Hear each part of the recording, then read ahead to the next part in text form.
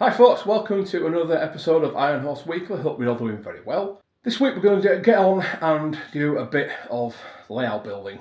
Scenic work is going to be the order of the day, and we're also going to do some chat balancing, all the good stuff. Whilst we discuss a topic which is actually quite important to me, and it's mistakes that I continue to make in the hobby and in model railways in general. So sit back, have a cup of tea, and get your listening ears on.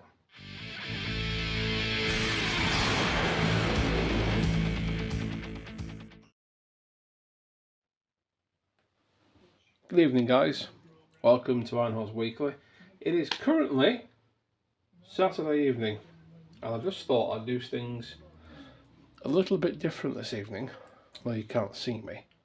I'm going to just do a little bit of track weathering. I know the lighting's not the best. At the minute, it's still coming out of winter, so I've no daylight to make everything look pretty. So I'm just going to do a little bit of weathering this evening on the track. I've got my mixture here. This is weathering powder with a little bit of enamel thinners and Humbrol matte coat, and I'm just using it, as you can see there, the palette there, mixing it together to create a nice little paint. And I'm just going to weather the rails a little bit. And while I do that, I just thought I'd talk to you. Just wax lyrical about this hobby of ours and some of the mistakes that I've made before. And for whatever reason, every time I do model railwaying, I tend to keep making them. And I honestly couldn't tell you why that is. But I will tell you what those mistakes are. And this is in sort of no particular order. I'm going to list these mistakes in. I'm just going to list them. Hopefully you can hear me while I'm doing this. And hopefully I don't get too distracted by actually weathering the track. I don't even know if you can see it that well. I'll try and zoom in a little bit if I can. Maybe give you an idea of what's going on. So, mistakes that I keep on making in model railways. Well, one of them is, despite my best efforts, whenever I design a layout, I always seem to forget to actually make any sort of landscape. And as a result of that, a lot of my layouts tend to look pretty flat. Like this one, for example, there's no undulation. Yes, it's a very small layout. It's only 6 foot long scenic by a foot wide. So I've not exactly got a load of space and real estate to play with in regards to actually making it stand out with hillsides and peaks and troughs and valleys and what have you. So, and I'm very aware of that fact, and despite that, every time I come to make a layout, I forget to take that into consideration and get to a point where I realise that actually, yet again, I've not done any sort of fancy, for lack of a better word, scenery or landscaping, and it does get quite frustrating. But I look at it as a whole, and like everything else, it evolves as time progresses. So I do tend to go back every now and again, and where I can, I do add a little bit of variation. Bit of variation to the landscape and what have you. I know it doesn't seem like a major fault, but it's just something that I do, and it gets on my nerves a little bit, to be honest with you. But there we are. Now, another mistake I keep making is I tend to rush things. I think all of us can be accused at times of rushing, and I think the reason why I rush is because I'm just so excited about moving on with the project and getting onto that next stage of it, and getting to the fun part of running trains and everything else, and you kind of lose sight of the fact that actually it's meant to be an ongoing process. It's not something that you're supposed to be able to just build and have done in a matter of hours.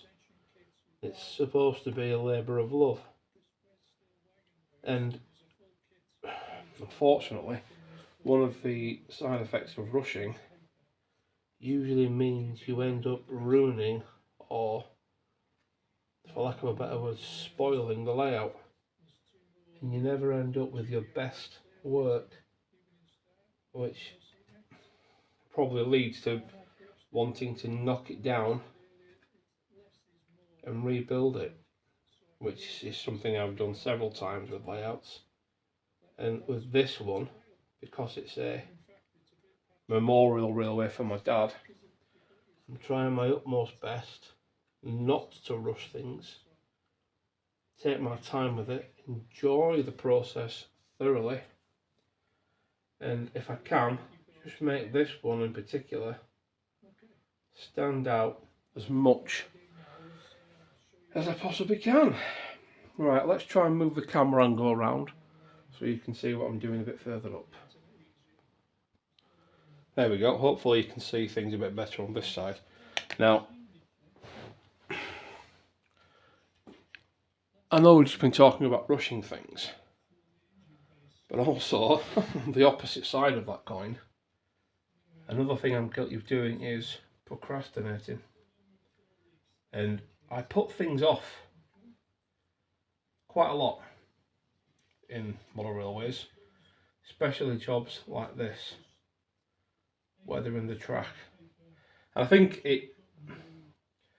the two, procrastination and rushing things, they do end up bleeding into each other, because what you do is you put something off and you put it off and put it off and put it off, and then you realise, oh no, I need to get that thing done, so you rush it, and then you rush it, and of course you don't do your best job, so you end up ruining it, almost spoiling it, and then you have to start again anyway. So it ends up taking twice as much time as it would have done if you'd just taken a bit of a chill pill and done it properly to begin with. Putting things off is probably one of my biggest flaws with model railwaying, because I do just like to chill out, and as much as I love my model railway, I am very guilty of putting things off for as long as I absolutely possibly can, and that is obviously not very conducive. So I procrastinate, and once I've procrastinated enough, I rush things. What else do I do wrong?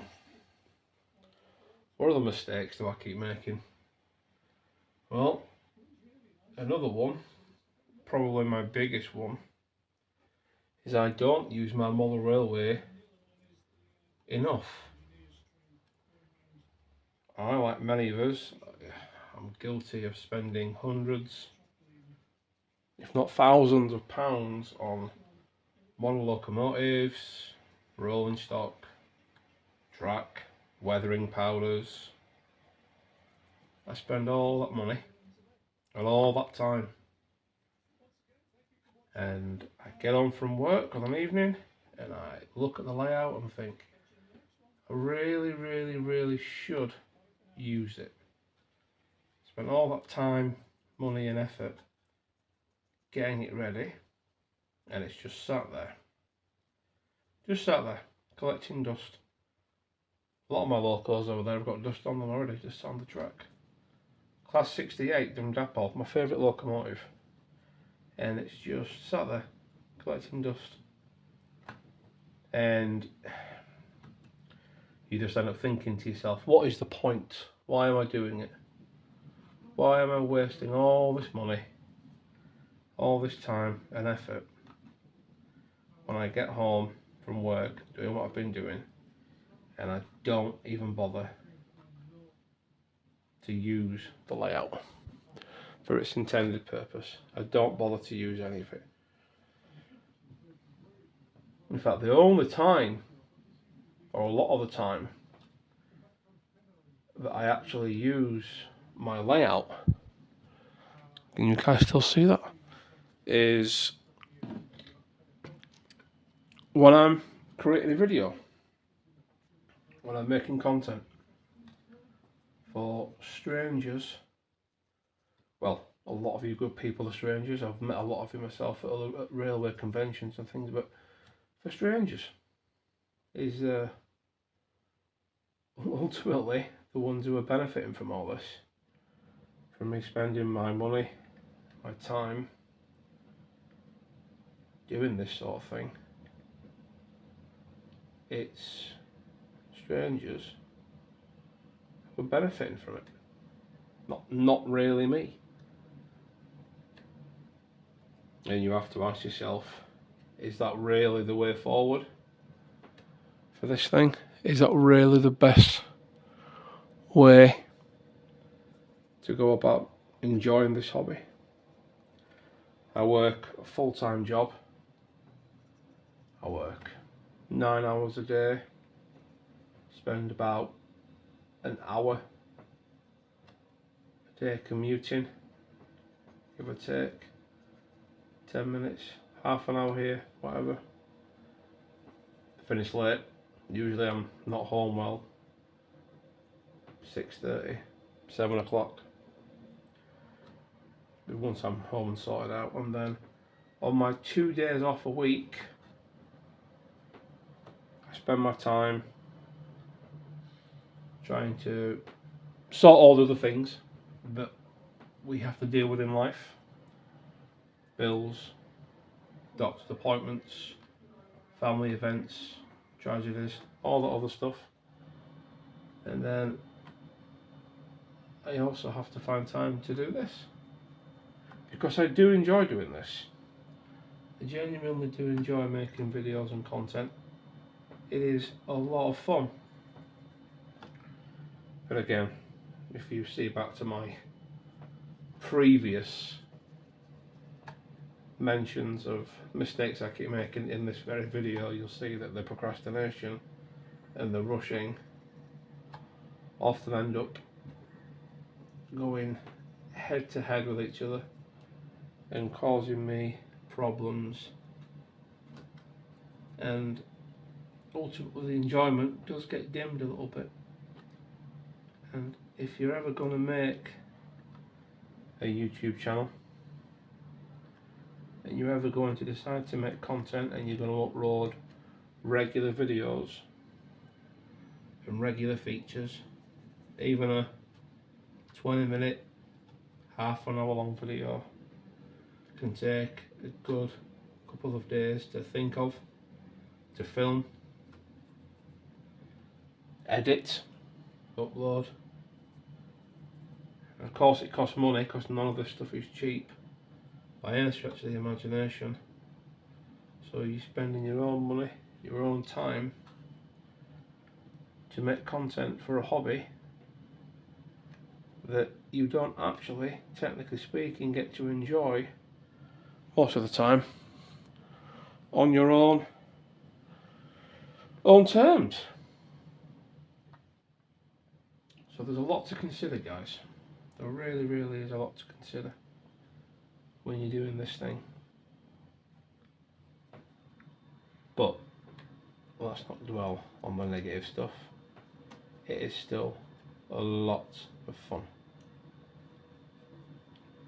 And if I didn't enjoy doing it, I really wouldn't. The channel now is getting closer to 1,000 subscribers, which is a milestone. It really is. And I remember when this channel started out with just a few subscribers, 10, 20, 30. Then the numbers grew. They grew and they grew and they grew. And eventually I ended up with a few hundred, and the view counts on videos grew. And before I knew it, I was regularly getting 200-300 views on a video every time I uploaded one, which is fantastic. It really, really, really did wonders for my confidence, and the drive to create better videos went up. But then you realise that you actually spend so much time, effort and money in making it right that ironically you lose time in the hobby. So hopefully, folks, you've enjoyed me rambling a little bit this evening. I know it's been a bit of a different one to what we normally have. I really hope those of you that stuck around this far, have enjoyed listening to me rant and rave. Well, I don't suppose you could call it ranting and raving, could you? But you get the point. What are your thoughts? Do you make mistakes still? With your model railways? What are your bad habits? What do you wish you could change? Anyway, that's all for another time.